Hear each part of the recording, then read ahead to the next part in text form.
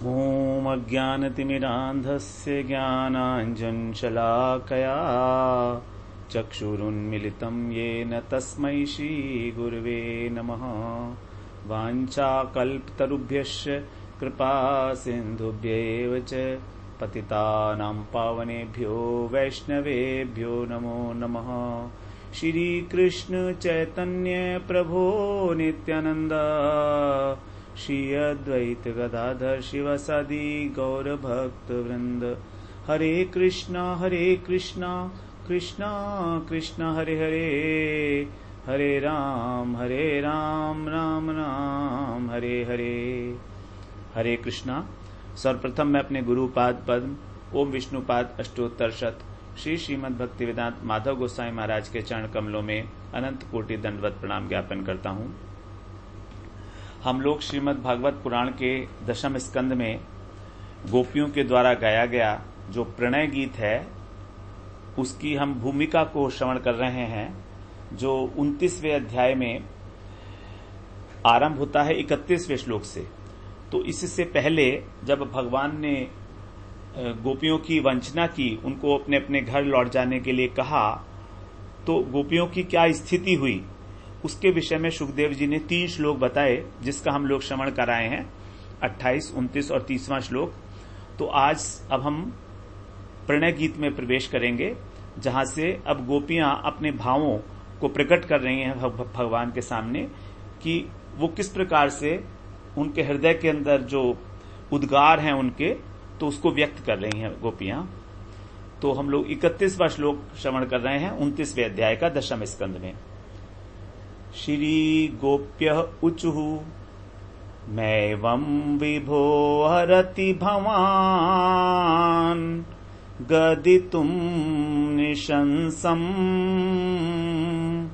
संत्यज्य सर्वविषयांस तव पादमूलम् भक्ता भजस्व दुर्वा ग्रहमात्यजास्मान् देवो यथादिपुरुषो भजते मुमुक्षून्।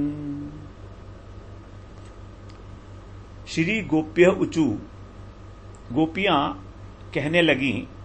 यहां पर गोप्य बहुवचन है, तो अनेक गोपियां हैं, वो उनमें से कोई एक गोपी कहने लगी, हे विभो, भगवान को संबोधन कर रही हैं हे विभो। विभो का मतलब है जो व्यापक तत्व हैं, जो सर्वव्यापक हैं। प्रत्येक प्राणी के हृदय में भगवान विराजमान है, सर्वव्यापक हैं, सबके हृदय की बात को जानने वाले हैं, घट घट के वासी हैं भगवान। जैसे गीता में भगवान ने कहा है अर्जुन से, ईश्वर है सर्वभूतानाम हृदय से अर्जुन तिष्ठति। हृदय के अंदर भगवान बैठे हुए हैं। तो हमारे हृदय में जो भी भाव उत्पन्न हो रहे हैं, क्योंकि भावों की उत्पत्ति का स्थान है हृदय, चाहे हमारे मन में काम हो, क्रोध हो, दुख हो, सुख हो, ये सब जो भाव हैं, हर्ष, शोक, ये सब हृदय में उत्पन्न होते हैं। तो हृदय के अंदर बैठे हुए भगवान अच्छी प्रकार से जानते हैं कि गोपियों का भाव क्या है। तो इसलिए एक प्रकार से व्यंग करते हुए गोपियां भगवान को संबोधन कर रही हैं, हे विभो। मां एवं, मां माने नहीं, एवं माने इस प्रकार। हे विभो, आपका इस प्रकार से कहना, भवान, भवान का मतलब आपका इस प्रकार से गदितुम, गदितुम का अर्थ है कहना, आपका इस प्रकार से कहना, कैसा कहना है, निशंसम। निशंस का मतलब है निष्ठुर, जो हमारा वध कर रहा है। आपकी वाणी के द्वारा हमारा हृदय विदीर्ण हो रहा है, एक प्रकार से हमारी हत्या हो रही है। निशंसम, जो निशंस होता है, बहुत ही क्रूर, बहुत ही निष्ठुर होता है, उसके लिए। तो कह रही हैं गोपियां कि आप तो हृदय में बैठे हुए हो, हमारे प्रत्येक प्राणी के हृदय में बैठे हो, हमारे हृदय में भी बैठे हो, और सारे भावों को जानते हो, और ये जानने के बाद भी तुम हमसे इस प्रकार की निष्ठुर बातें कर रहे हो। मां अर्हति, मां अर्हति माने नहीं, अर्हति माने योग्य। तो आपके लिए ये इस प्रकार से निष्ठुर वाणी का उपयोग करना किसी भी प्रकार योग्य नहीं है, उचित नहीं है आपके लिए कहना, क्योंकि आप अंतर्यामी हो। यदि कोई व्यक्ति हमारे हृदय के भावों को नहीं जानता है तो ठीक है, ऐसा कहे, लेकिन आप क्यों कह रहे हैं ऐसा? आप तो जानते हैं और जानबूझ के ऐसा कह रहे हैं कि हम यहां क्यों आई हैं, हम यहां से घर लौट जाएं। क्या आपको मालूम नहीं है कि आपने ही हमें बुलाया? हम आपकी ही अभिलाषा को पूरा करने आई हैं, आपके चरणों की सेवा करना चाहती हैं। क्या आपको यह बात पता नहीं है? फिर आगे कह रही है, संत्यज्य सर्व विषयांश तव पाद मूलम। संत्यज्य, त्यज्य का मतलब है त्यागना। संत्यज्य माने कंप्लीटली, हमने सब कुछ त्याग दिया है। सम्यक रूपेण संत्यज्य, हमने सब कुछ त्याग दिया है। क्या त्याग दिया है? सर्व विषयान, सारे विषयों को। इस संसार में जितने भी विषय हैं, यहां पर विषय से अर्थ होगा हमने अपने संबंधियों इत्यादियों को भी त्याग दिया है।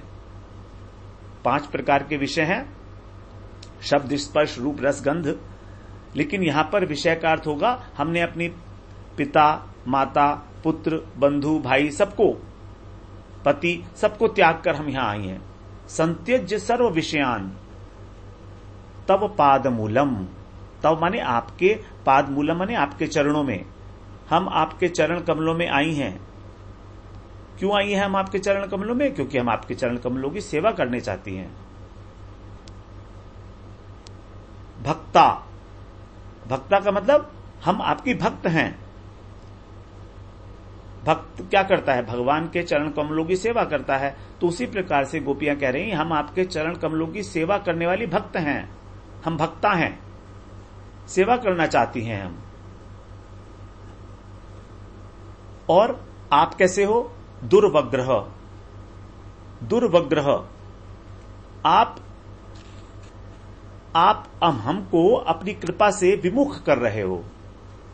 दु का मतलब होता है दोष, दोषपूर्ण जो होता है, और अवग्रह का मतलब होता है रोकना। तो जिस प्रकार से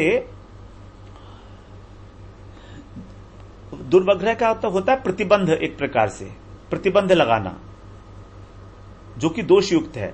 तो किसी फ्लो के ऊपर, वर्षा जैसे जल होता है, तो जल के ऊपर प्रतिबंध लगाना, उसको बोलते हैं दुर्वग्रह, वर्षा का प्रतिबंध। तो आपकी जो करुणा है, आपने अपनी कृपा के ऊपर प्रतिबंध लगा रखा है, इसलिए वो कह रहे हैं दुर्वग्रह। आप क्या हो? दुर्वग्रह हो। हे दुर्वग्रह, मां त्यज, मां माने नहीं, त्यज माने त्यागना, असमान माने हमको, हमको मत त्यागो। भक्ता भजस्व दुर्वग्रह मां त्यजास्मान। त्यज प्लस आसमान, असमान, आसमान नहीं असमान। तो हमारा त्याग मत करो, फिर तुम क्या करो? भजस्व, हमारा भजन करो, अर्थात हमारा ग्रहण करो, हमको ग्रहण करो, हमको स्वीकार करो। क्योंकि भगवान की प्रतिज्ञा है, ये यथा माम प्रपद्यन्ते तांस तथैव भजाम्यहम्। जो जिस प्रकार से मेरा भजन करता है, मेरी शरणागति में आता है, मैं भी उसी प्रकार से उसका भजन करता हूं। तांस तथैव भजाम्यहम्, भगवान कह रहे हैं मैं उसका भजन करता हूं। यहां पर भजन का अर्थ है ग्रहण करना। तो जो जितनी शरणागति से, जिसकी जितनी परिमाण में शरणागति है भगवान के प्रति, उतना ही उसको भगवान ग्रहण करते हैं, स्वीकार करते हैं। तो यहां पर गोपियां कह रही है भजस्व, आप हमारा भजन करो, आप हमें ग्रहण करो, स्वीकार करो, हमें हमारा परित्याग मत करो। मां त्यज। अब आगे उदाहरण दे रही हैं देवी, वो गोपियां, कि कैसे देवो यथादि पुरुषो भजते मुमुक्षुन। जिस प्रकार की आदि पुरुष कौन है? नारायण। तो आदि पुरुष नारायण जिस प्रकार से अपने मुमुक्षुजनों का, जो लोग मोक्ष की इच्छा करते हैं, वैकुंठीय मोक्ष की इच्छा करते हैं, मुक्ति की इच्छा करते हैं, उनको भजते हैं, अर्थात उनको ग्रहण करते हैं। उन पर कृपा करते हैं। तो जो मुक्ति की इच्छा वाले व्यक्ति हैं उनके प्रति जिस प्रकार नारायण अनुग्रह करते हैं उसी प्रकार आप भी हमारे ऊपर अनुग्रह करो, अपना दुर्वग्रह त्याग दो। अनुग्रह का ही विपरीत हो गया दुर्वग्रह। अनुग्रह का मतलब होता है कृपा करना, दुर्वग्रह का मतलब है जो कृपा नहीं करते, उन्होंने कृपा को रोक लिया अपनी, जो कृपा विमुख हैं। तो भगवान को यहां दो संबोधन दे रही हैं, विभु और दुर्वग्रह। विभु का मतलब है आप सर्वांतर्यामी हो, हमारे हृदय की बात को जानने वाले हो, उसके बाद भी आप हमको स्वीकार नहीं कर रहे। और दूसरी बात है दुर्वग्रह, आपने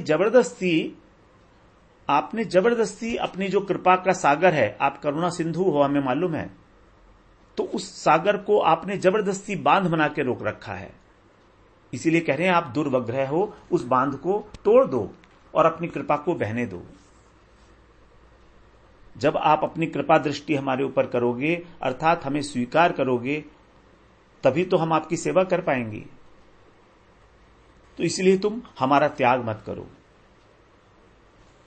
अपनी निष्ठुरता का त्याग करो।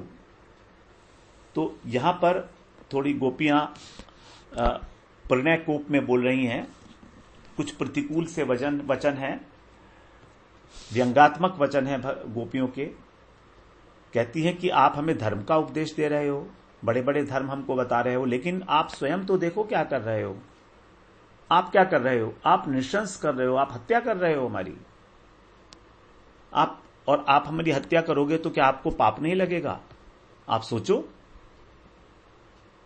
आपके जो कठोर वचन हैं वो ये हत्या रूपी पाप कर रहे हैं। तभी तो निष्ठुर कहा ना, नृशंसम। आप निष्ठुर आप बने हो तो हमारी मृत्यु हो जाएगी आपके कठोर वचनों को सुन के।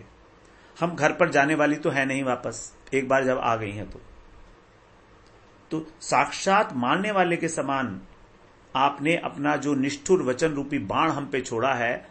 हम उस बाण के द्वारा इतनी व्यथित हो गई हैं कि अपने प्राण धारण करने में असमर्थ हो रही हैं। तो अब हम प्राण छोड़ने को भी तैयार हैं, और हमारे मरने का जो पाप लगेगा वो सब आपको लगेगा। और हम एक दो तो है नहीं, 100 करोड़ गोपियां हैं, 100 करोड़ गोपियों को आह्वान किया था भगवान ने। तो इतना बड़ा पाप तुमको लगेगा। हम सब यमलोक चली जाएंगी, लेकिन वापस लौटकर ब्रज में नहीं जाएंगी। इसलिए यदि तुम उस पाप से बचना चाहते हो तो तुमको हमारा भजन करना चाहिए, अर्थात हमें ग्रहण करना चाहिए। जिस प्रकार से हम सब कुछ छोड़कर आई हैं, उस प्रकार से क्या तुम और तुम्हारा भजन करना चाहती हैं? क्या उस प्रकार से तुम्हें हमारा भजन नहीं करना चाहिए? एक तो तुमको हमारी हत्या का पाप लगेगा, और दूसरा एक और पाप लगेगा तुमको कि तुम अपनी प्रतिज्ञा भी तोड़ रहे हो। तुमने गीता में तो प्रतिज्ञा कर ली कि मैं तांस तथैव भजामि हम, कि मैं जिस प्रकार कोई मेरा भजन करता है मैं भी उसका उसी प्रकार भजन करता हूं, उसे स्वीकार करता हूं। अब यहां पर आप अपनी प्रतिज्ञा की रक्षा भी नहीं कर रहे हो। दोनों पाप हैं आपके ऊपर।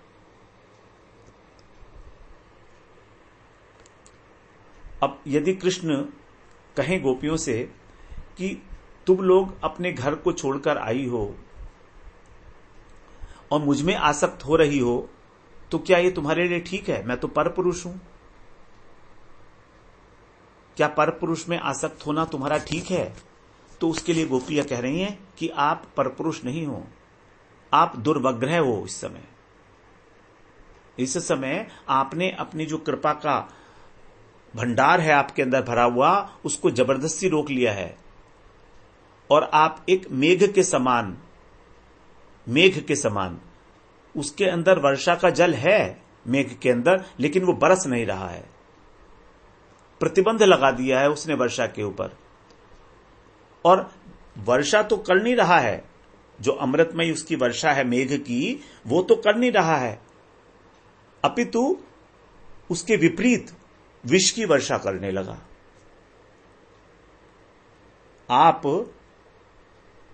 ठीक है, आप जल की वर्षा, अमृत की वर्षा नहीं कर सकते थे तो मत करते, लेकिन ये आपने दुर्वग्रह क्यों कर रहे हो? आपने केवल कृपा को रोका ही नहीं है, बल्कि उसको दोषयुक्त कर दिया कृपा को। कैसे? विष का वर्षण करके। ये बड़ी इंपॉर्टेंट बात है। अनुग्रह का मतलब कृपा, और दुर्वग्रह का मतलब कृपा का रोकना नहीं है। दुर्वग्रह का मतलब है कृपा के विपरीत करना। तो यहां पर भगवान को संबोधन कहा है दुर्वग्रह। तो आप जल का वर्षण ना करो,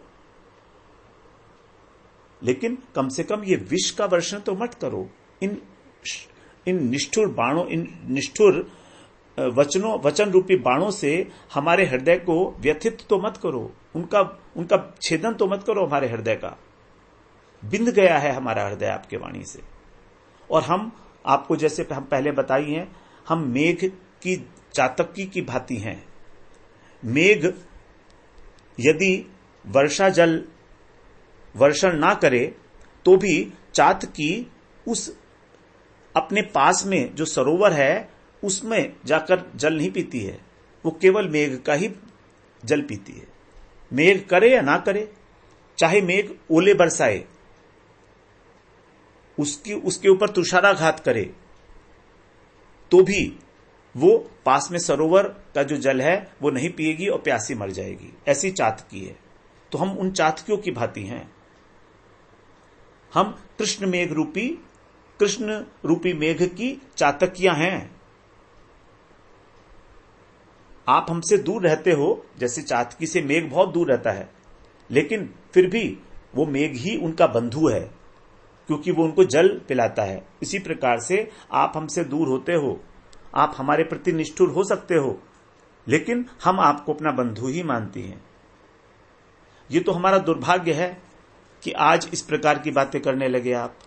आपने पहले कभी ऐसी बात नहीं की। आप तो परम प्रियतम हो हमारे।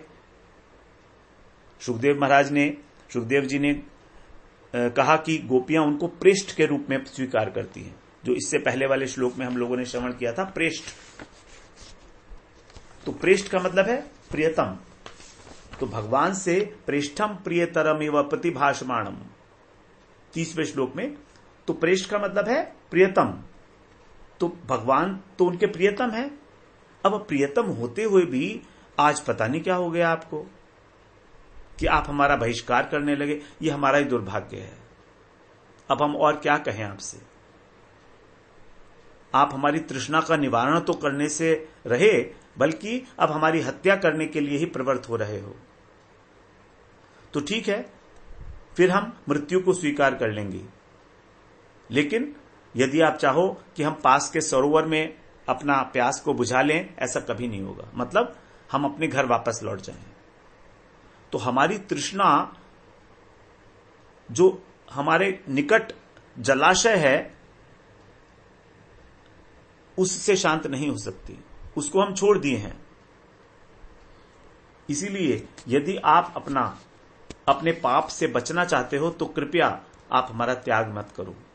ये हम अपने लिए नहीं कह रहे हैं, हम तो मरने के लिए तैयार हैं, कहीं आपको पाप ना लग जाए। देखिए, गोपियों का मरते समय भी भगवान के प्रति कितना सौहार्द भाव है कि कहीं कृष्ण को पाप ना लग जाए, इतनी सारी गोपियों की हत्या का। अब कृष्ण ये भी कह सकते हैं, ठीक है तुम्हारी बात, आप चातकी हो, लेकिन मेघ को कभी ये फर्क नहीं पड़ता कि चातकी जिंदा रहे या मर जाए।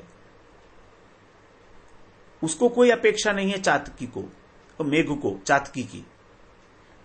चातकी मर जाए या चातकी जिंदा रहे, इससे मेघ को किसी प्रकार का ना तो कोई लाभ होने वाला है और ना उसकी हानि होने वाली है।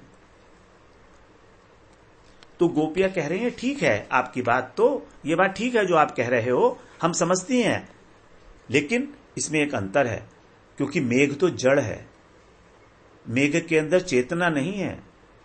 मेघ एक चेतन वस्तु नहीं है और आप एक चेतन वस्तु हो। तो मेघ जड़ है, इसलिए चातकियों की मृत्यु हो या ना हो इसके विषय में उदासीन हो सकता है वो। लेकिन आप तो चेतन वस्तु हो, आप तो नारायण के समान हो, नारायण समो गुणई। गर्गाचार्य जब आए थे कृष्ण का नामकरण करने के लिए ब्रज में, तब उन्होंने नंद बाबा और यशोदा से यही कहा था कि ये तुम्हारा पुत्र जो है नारायण के समान गुण वाला होगा और तुम्हारी रक्षा करेगा। इसीलिए सभी ब्रजवासी ऐसा सोचते हैं कि जब भी कृष्ण कोई भी विपत्ति आती है, इतने सारे असुर आए, पूतना आई, अघासुर आए, बकासुर, जो जितने भी ये राक्षस लोग आए, उन सब विपत्तियों से रक्षा करने के लिए हमारे इस कन्हैया में नारायण का आवेश हो जाता है। तो वास्तव में कृष्ण कुछ नहीं करते, उनके अंदर जो नारायण समोगुणी, नारायण के समान गुण वाला व्यक्ति, बच्चा, तो ये नारायण का आवेश आने के कारण इसके अंदर एक शक्ति आ जाती है। उस शक्ति के द्वारा जो है सबका नाश कर देता है और हमारी रक्षा कर लेता है। तो गोपियां कह रही हैं, आप तो नारायण की तरह से हो, आपने हमारी सबकी रक्षा की है, ब्रज में जितनी विपत्तियां आई हैं सबसे आपने हमको बचाया है, फिर भी आप ऐसा कर रहे हो। आप तो चेतन हो, परम चेतन वस्तु हो, नारायण परम चेतन है, फिर भी आप ऐसा कह रहे हो। और नारायण तो कृपा करते हैं अपने भक्तों के ऊपर, जो मुमुक्षु हैं, जो वैकुंठीय मुक्ति प्राप्त करने की इच्छा करते हैं। देखिए 3 प्रकार के लोग बताए गए हैं भागवत में। एक तो विषयी, जिनको केवल पृथ्वी पर जो विषय हैं उनको भोग करने में ही वो लगे हैं। दूसरे हैं मुमुक्षु, मुमुक्षा मतलब जो 5 प्रकार की मुक्ति की अभिलाषा रखते हैं। मुक्ति 5 प्रकार की होती है। प्रधानतः मुक्ति 2 प्रकार की, एक सायुज्य मुक्ति और दूसरी वैकुंठीय मुक्ति। सायुज्य मुक्ति फिर 2 प्रकार की होती है, ब्रह्म सायुज्य और परमात्मा सायुज्य, अर्थात ब्रह्म के साथ मिल जाना और परमात्मा के साथ मिल जाना। और दूसरी है वैकुंठीय मुक्ति। ये वैकुंठीय मुक्ति जो है ये 4 प्रकार की होती है, सृष्टि, सालोक्य, सारूप्य और सामीप्य। तो यहां पर जो बात कर रहे हैं वो वैकुंठीय मुक्ति की बात कर रहे हैं, क्योंकि आदि पुरुष कह रहे हैं ना, आदि पुरुष यथा आदि पुरुषो भजते मुमुक्षून, जिस प्रकार की आदि पुरुष अर्थात भगवान नारायण व्योमपति वैकुंठनाथ जिस प्रकार वैकुंठीय मुक्ति देते हैं मोक्ष की इच्छा करने वालों को, भजते माने उनको कृपा करते हैं, स्वीकार करते हैं, ग्रहण करते हैं, जो मोक्ष की इच्छा करने वाले हैं। तो इतने कृपालु हैं नारायण तो, और आप में नारायण के समान गुण है, तो क्या आपको कृपा नहीं करनी चाहिए हमारे ऊपर?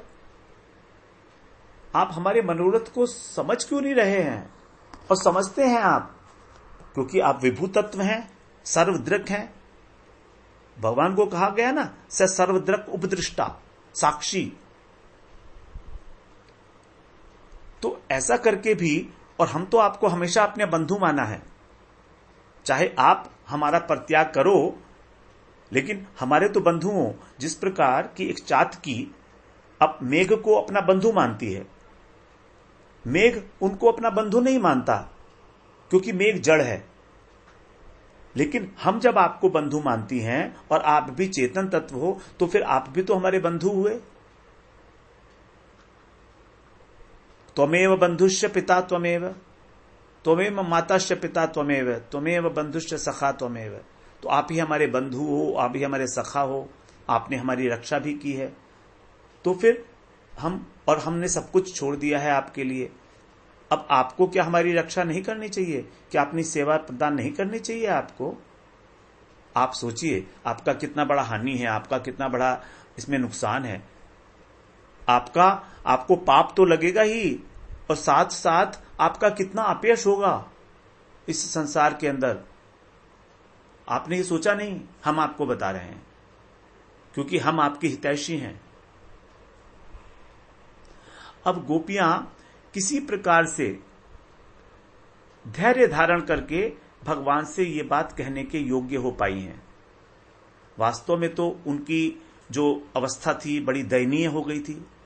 आंखों से आंसू भरे हुए थे, कंठ अवरुद्ध हो गया था, नाखून से बाएं पैर के नाखून से, बाएं पैर के अंगूठे के नाखून से वो कुरेद रही थी धरती को, कि धरती विदीर्ण हो जाए तो हम इसमें समा जाएं। मुख सूख चुका था उनका गरम गरम श्वास चलने के कारण। लेकिन फिर जब उन्हें स्मरण आया भगवान के विषय में कि हो सकता है ये भगवान हमारा परीक्षा कर रहे हों, भगवान की सौहार्दता का जब उन्हें स्मरण हुआ कृष्ण की, तब उन्होंने सोचा कि हो सकता है ये ऊपर ऊपर से हमको कह रहे हैं तुम चले जाओ, लेकिन अंदर से ऐसा ना चाहते हो। तो जब ये बात स्मरण की तो उनके अंदर एक नया उत्साह, एक नया जोश भर गया, और तब उन्होंने फिर अपने सर को ऊपर करके और भगवान से इस प्रकार कहना शुरू किया। अब जिस प्रकार से भगवान ने गोपियों के ऊपर एक प्रकार से व्यंग्यात्मक और उपेक्षा की थी, वहां पर उसी प्रकार से उनका जवाब दिया जा रहा है गोपी के द्वारा। बिल्कुल उसी प्रकार से यहां पर भी भगवान को विभु भी कहा, दुर्वग्रह भी कहा और देव भी कहा। देवो यथादि पुरुषो, देव भी कहा कि आप देवता भी हो, आप दिव्य हो। चारों ओर घेर कर खड़ी हुई हैं गोपियां कृष्ण को। अब 100 करोड़ गोपियां हैं, तो कृष्ण के जो वचन थे, निष्ठुर वचन थे, उसका उत्तर उन सब ने एक साथ नहीं दिया। इतनी सारी गोपियां यदि एक साथ उत्तर देती तो कितना बड़ा कोलाहल मच जाता, वहां पर बड़े कैओस हो जाती, बड़ा कंफ्यूजन हो जाता। सबके सब बोलने के लिए तो आतुर हैं, सबके अंदर तो वही क्रोध, वही रोष जो है, प्रणय कोप जो है भरा हुआ है हृदय के अंदर।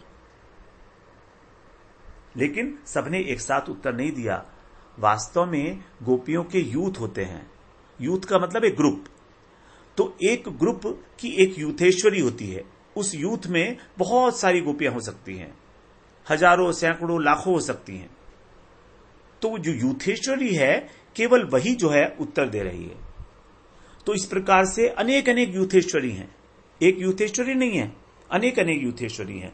तो अनेक अनेक यूथेश्वरी होने के बावजूद भी किसी प्रकार का कंफ्यूजन इसलिए नहीं है क्योंकि भगवान की जो लीला शक्ति है वो उनके हृदय के अंदर जो प्रेरणा दे रही है बोलने की, वो एक एक करके दे रही है। किसी एक यूथेश्वरी के हृदय में लीला शक्ति ने प्रेरणा की तो वो बोल गई, उसके बाद फिर दूसरे श्लोक में दूसरी यूथेश्वरी बोलेगी। तो इस प्रकार जो प्रणय गीत है ये अलग अलग यूथेश्वरी के द्वारा गाया हुआ गीत है, जिसमें ये सब भगवान के जो निष्ठुर वचन थे उन वचनों का एक एक करके उत्तर दे रही हैं। तो इसीलिए किसी प्रकार का कोई असामंजस्य या कोई कंफ्यूजन वहां पर क्रिएट नहीं हुआ, क्योंकि सभी गोपियां भगवान के प्रति विशुद्ध प्रेममयी हैं और हमेशा कृष्ण का आनंद वर्धन करना चाहती हैं। हमेशा उनके हृदय में स्वसुख की वांछा तो लेश मात्र भी नहीं है, लेश मात्र भी नहीं है, इतनी सी जिसको बोलते हैं तनिक भी नहीं है। तभी तो वहां पर उनका प्रवेश हो पाया, आह्वान किया भगवान ने उनका। जिसकी जो कषाय थे वो लोग तो घर में ही रोक ली गई थी। तो हमेशा वो उत्कंठित थी कि भगवान की सेवा हम कैसे करें। और अलग अलग प्रकार की गोपियां, जैसे हम लोग श्रवण कराए हैं, 4 प्रकार की गोपियां मुख्यतः बताई गई हैं। प्रेम के तारतम्य से 4 प्रकार की गोपियां हैं।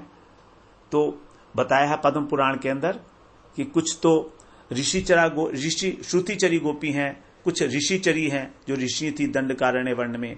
श्रुतियों की जो अधिष्ठात्र देवी हैं वो श्रुतिचरी हैं। फिर देव कन्याएं हैं कुछ जो स्वर्ग में लक्ष्मियां थी भगवान की, अलग अलग कल्प में जब भगवान का अवतार हुआ है वो, और कुछ गोप कन्याएं थी। तो जो गोप कन्याएं हैं वो नित्य सिद्धा हैं, और बाकी जो तीनों हैं श्रुतिचरी, ऋषिचरी और स्वर्गवासी, स्वर्ग की जो देव कन्याएं हैं, ये सब जो हैं साधन सिद्धा हैं एक प्रकार से। नहीं, देव कन्या भी नहीं है। जो श्रुतिचरी और दंड ऋषिचरी हैं ये साधन सिद्धा हैं। तो हम लोग इसके विषय में फिर आगे थोड़ी चर्चा करेंगे। वांछा कल्पतरुभ्यश्च कृपा सिंधुभ्यैव च पतितानां पावनेभ्यो वैष्णवेभ्यो नमो नमः।